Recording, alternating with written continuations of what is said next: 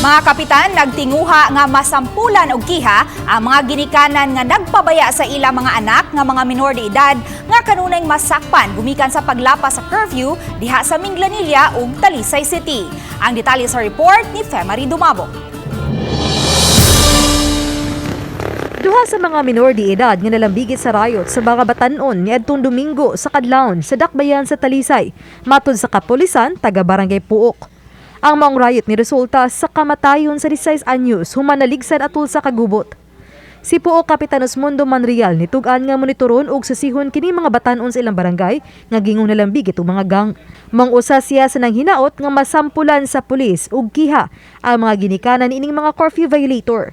Naamang kay mga batan-on nga dili gyud magkontrol sa ginikanan niya. Ang ginikanan siyan walang pakina sa pasagdan ng mga bata di ginamao kay minor de edad, under pa nila.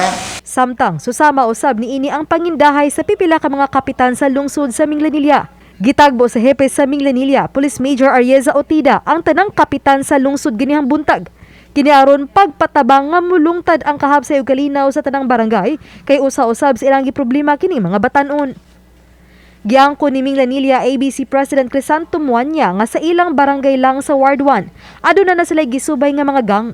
First sa mga barangay, nag-identified me kay labi na sa akong barangay nga mo isinpro nga kunin tapukanan yung sa tanan. Dili kay ngon ako, dili kay puro mga constituent nako. Ang mahitabo gud aning CICL sa pagkakarong panahon na dili man gud na tunggumikan man gud na sa ginikanan. Kita doon na tayo balaod na ang nahitabo manggod walay nahitabo nga gikasuhan kay og doon na lang gyud kuan bitaw makasuhan nga ginikanan bahin na mga CICL papasa na siya. Mauna nang ginahanglan mi sa tabang sa komunidad through the barangay captains who will also talk to their respective constituents. Dugang ni Otida nga mopaygayon gyud sila og mga operasyon aron pagtabang ni ining children in conflict with the law. Oba ni Philip Patricio Grod Prado. Ako si Femari Dumabok. Balitang Bisdak.